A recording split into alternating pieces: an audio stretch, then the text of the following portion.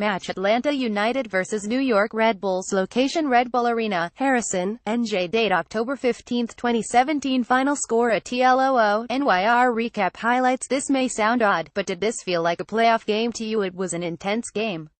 I think it was a good measuring stick for us. That's a game that could be a quarterfinal in the playoffs, so we'll see. Seemed like this is maybe one of your toughest games this season, the way Red Bull was able to work the defense, especially in the second half. We can't just remember the 2 chances that Red Bulls had. In my opinion, Red Bulls had 2 good scoring chances and we had 7, but 7 clear chances. The last play of the first half, and then the first play of the second half, Martinez crossed that pass by Joseph. We've played the same way getting up to this point, so I don't think we're going to have to change when the playoffs come. Seems like they were able to bottle him up and contain him outside of 1 or 2 moments. What did you see? What did they do? As I said, Joseph had 2 or 3 really clear chances and usually he converts some of those. It's not necessarily anything the Red Bulls did to defend him, but we just missed some chances today that we usually convert. Is it a concern that he hasn't scored in 3 games now? Brad Guzan, he had a pretty good game today. Made a lot of saves. It's been a tough week for him. How do you rate his performance today, and also how he felt over the week and how he rose to the challenge today? He performed just like the professional that Brad is. It wasn't his turn to play with the national team, but he returned here and did his job for us. Do you have an update on Almiron and how soon he'll be back? It's probable that him, as well as Chris McCann, will be back for the next game. Did you see the other results tonight? Yes. Going for 3 against Toronto, but yeah, now we also depend on Chicago. It's not all in our hands at this point. We're going to give everything we have in this last game because we still have something to play for. The Red Bulls, they are locked into the 6th place, so it's possible they rest players, and if that's the case, then we could end up facing the Red Bulls in the first round. But only someone who can predict the future will be able to tell you, and I can't, so we'll just have to see how it plays out. Red Bulls can't finish anywhere but 6th at this point, so it's logical for their coach to rest players in the final game. But we would have to play this game on Sunday and then play 2 days later with all of our guys. Jesse Marsch said he was upset that your team was kicking his team a lot throughout the game. He said that you were shouting to your players to kick his players. Do you have any thoughts on that? No, absolutely nothing. Injuries to the players, has that been the reason why Julian Gressel has been getting more time as a rookie? For me, he's been excellent. I think he's the best rookie, the best player in his first year in the league. Michael Parkhurst, Atlanta United captain defender on the Red Bulls, getting in between them better than most other teams. Their formation and their movement amongst their middle 6 is very good. Their guys in the middle just pop up all over the place. Royer sometimes is a striker, he sometimes is in the midfield, on the left, on the right. Davis, the same thing. Their movement causes problems, and they were able to get a little bit of possession in, and we got a little bit tired because of it. We also caught them on the counter a couple times where a little bit more clinical finishing and we could have put one away. They're a very good team. On the technical matchups and how that played out during the game, we both like to play, but we both understand how dangerous we can be when we turn the ball over. They saw that tonight when Tito got in behind them a couple of times, and we know that we can't turn the ball over against them because historically for the last 5 years or so they have been the best pressing team in MLS. Both teams were a little bit wary of that. We also know that they play a high line and we wanted to try and get in behind them. I thought we were successful there for the first 30 minutes of the game, but as it wore on we got a little bit tired, and they came on top of us. Julian Gressel, Atlanta United midfielder, on why Joseph Martinez has struggled to score in recent games. Everybody is paying more special attention to him. It makes sense. We still created a good amount of chances today where, if we put a couple away, you still might be able to win the game. It doesn't always have to be a goal from Joseph, you know. He's still dangerous. Like I said, we were able to create chances. Maybe other guys were focusing more on him, then other guys would get open more. We have to find him more, get him in more dangerous spots and get in those chances because he's so clinical in there and can get a goal for us at any point. On Joseph Martinez's confidence given his recent scoring drought, I mean, he's scored 18 goals in 19 games. That's not bad. I think he's in a good spot, like we are as a team. So, we should all play with the team. Obviously, he gets frustrated when he doesn't score, which is a good thing for a striker. I'm sure Tito would have liked to score as well today. We just have to keep working hard, keep working as a team and keep improving and we'll be alright. Jeff Larentovich, Atlanta United midfielder, on trying to find Joseph Martinez. There's 3 central defenders, you know. He's one guy up front and I'm sure that's what they're trying to do, get around him. At the same time, there's a couple times he had an opportunity in the box and reflexed it. It's close, but that's the life of a striker. A bounce here, a bounce there, you get a goal. On the game being a test for playoffs, it's a perfect test and perfect example of an off game. You're on the road and you have to get points, you have to perform well, you have to play with your back against the wall for an extended period of time and stand up to it. I think we did that tonight and we got a real sense of what it's going to be like in 10 days. Brad Guzan, Atlanta United goalkeeper, on tonight being a playoff feel. Yeah, we knew going it was going to have that feel. They're a proper team, they're a good team, and they've got very good players. Jesse sets them up in a way that allows them to attack their numbers, and if we took our chances the first half, maybe it's a different game. But that's football. On Red Bull splitting up Atlanta's defense, they have good smart players, they've got good players that make intelligent runs and open space for other guys. Then they've got guys that can kick passes. I've known Sasha basically all of my professional career and I know he's capable of picking some very good passes. With a guy like Bradley Wright Phillips right on the end of him, they're going to get chances. On his performance today, obviously ultimately, there's always things you get better at. Well, go back and watch the video and look at things to get better. You know, myself, the goalkeeping coach Aaron Hyde, we sit down and dissect different plays in the game that ultimately between us can be better. So there is always room for improvement. Jesse Marsch, New York Red Bulls head coach. Do you feel in this match, this was the momentum you were looking for to finish up the regular season and get into the playoffs? Yeah, I thought we played great. I thought we were the better team. Thought we dominated almost every aspect of the game. It was a little bit shaky in the start, but once we cranked things up, we took over the game. And the shame is that, you know, they just decided that they wanted to kick us almost every time. Referee doesn't want to hand out yellows, so then they are allowed to kick him more. Could have been a red card on Assad. Should have been a second yellow when he throws the ball away. Their bench is yelling to kick our guys from the bench, okay. So Martino is yelling in Spanish to kick our players. So you know, I understand it's a good team and they're the darlings of the league right now, but I don't think that you should be able to come into a place and behave in that manner and not have some kind of recourse. So it's a shame because our team really went after it. I want to keep this, you know, I do want to keep this about our team, because our team played really well and went after the game in a strong way and a confident way and played great. Obviously in the first 30 minutes, the team is on the back heel a little bit, and then something changed. Was it Atlanta coming a little bit fatigued from overrunning themselves or something specific tactically? I don't think that we were on the back foot. The game was open, right? There were little loose balls in the midfield and we weren't clean enough in certain moments, and yet we were still creating some advantages. And then, yeah, as the game went on, you saw our team gather courage, gather sharpness and gather momentum, and you know, it's too bad, because they deserved the win. They went after the game in a big way and played great. Played great, especially second half. Wow. With the way the results went today, it's a little you pan down in the air who you're going to play, yeah? In the play-on game, but if you were to play Atlanta again, this wasn't really two sides who kept their powder dry much. Any insight that you'll take away? Yeah, I think there's little things in the game. I think that we also realized that, you know, for two teams that like to press, that we came out on top. We came out on top and we were able to establish our way of playing more than they were. So I think that's something we'll carry with us, and then, you know, you just hope that from some perspective, that they shouldn't be allowed to kick us for 90 minutes. Shouldn't be allowed to happen. Should not be allowed to happen. Are you committed to using Verón off the bench? It seems the last few games where he's come in, he's had a real impact. Yeah, he's, I think, accepted the role in a big way.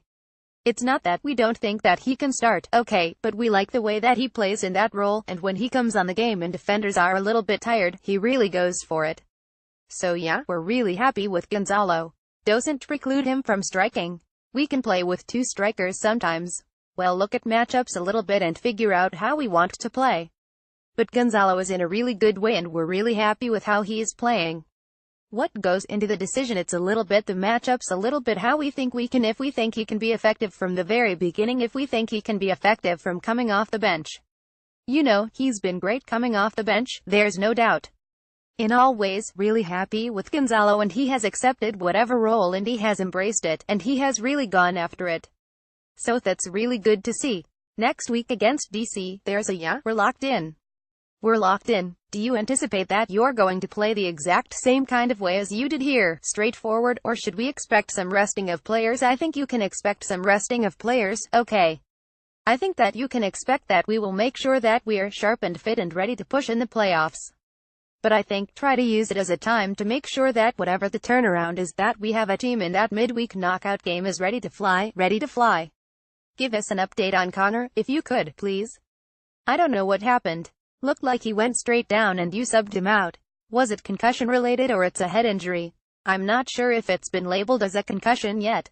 They said that he seems pretty clear and that everything seems good. So they are evaluating it still. We'll know more in the next coming days. But Connor is in good shape. With so much focus on player development, do you think it's the role of a professional to develop your own players, or is it only the role to develop your team with your dime and your guys? And what happens after? Yeah, this is an interesting time in our sport, in our country, isn't it? There's a lot of opinions flying around. We all feel incredibly sickened by not being in the World Cup. Certainly we have to take a look at, from a global perspective, how we develop talent, and then how we supplement that talent into the different levels of play, whether it's the first team, whether it's the youth national teams, or whether it's the club teams. I can talk about what we believe in here, okay? What we believe in here is that, first of all, we work as a unit. We are all together, all the time. We're one team, we're one voice. That is the starting point, always, always. I don't care, you want to talk about details of player development, you want to talk about details of mentality or what it means to be on a national team or whatever else, but it starts with having unity within the organization, okay? Then we love our young players. We love our young players, and we love to develop them. We love to teach them to play our style. We like them to be aggressive. We want them to be rewarded for their aggression, for their commitment, and you see that in our system. Players develop, period. You could go back to the first year with Matt Miazga, you could go through Alex Moule and Sean Davis, you could go through Aaron Long, you could go through Tyler Adams, you can look at the way that we use our second team, Red Bull 2, you can look at the way we're forming our academy, right? And we believe in it wholeheartedly, and this is our identity and we love it. We love who we are. We love committing to this all the way. I think it helps the players to know that there's an identity in place, that they can understand how they want to play. They also know that they have a chance. If you're a young player in this organization, you have a chance. You have a chance. So yeah, I think everybody here is excited about our identity and how we do things, and I do think in the long run, we will benefit US soccer, because we will build young players, we will make them better, and ultimately then we'll put them to the test in their national stage, right? Can't wait to see Tyler Adams' first cap, can't wait. Can't wait. Just on the national team subject, you've been involved in the national team in different capacities. Is that a goal of yours? Would you want to be the coach of the national team at some point, short-term or long-term? Man, that's a loaded one. Laughs. You know, listen, there's a few things about being the national team coach, alright? I learned from my time there that the responsibility to the sport in this country is massive when you're involved with the national team, and that's whether you're the equipment manager, whether you're the PR guy, whether you're the assistant coach, and certainly whether you're the head coach. I loved being a part of it. I loved working my tail off to do everything we could to leave no stone uncovered so that, you know, we would empower that team and ultimately empower Bob when he was the coach to be successful, and then when the lights came on the biggest stage, to feel like we did everything we could to try to be the best that we could be. I think South Africa was a real reflection of the spirit of the team, the way that team went after things when their backs were against the wall. The Slovenia game, the Algeria game, even the Ghana game, when we went down and fought back and took it to overtime. So that's the part that I love the most, right? Now, it's important that when you're the national team coach that you're prepared to take on that role, that you're prepared for the big pressures, that you can handle big moments, alright? Right now, I'm focused on my team, my club, and my personal development. You know, if I continue to put a lot into our project here, I think that there will be a lot of people within this organization that will be rewarded in big ways, and we have to, you know, continue to push towards championships. That's a long way of saying, you know, you never know, but I'm committed to doing whatever I can to help this sport in this country. Sasha Gilgeous-Don, New York Red Bulls captain midfielder, on taking any sort of advantage from playing Atlanta United with a possible playoff matchup in mind. I think they started out the game very well, building out of the back, and we couldn't really figure out our spacing in the midfield in order to close them down, and they had a few chances. But then after I think 20 or 25 minutes, I thought we had a total grasp on the game. We just couldn't put the ball in the back of the net, which is ultimately going to be very important in the playoffs. On the young players' performance and physical play during the match. So Atlanta fouls a lot. I think when things break down they just foul. I wish the refs would have handled that a little bit better so that some advantages later in the game could have been better for us.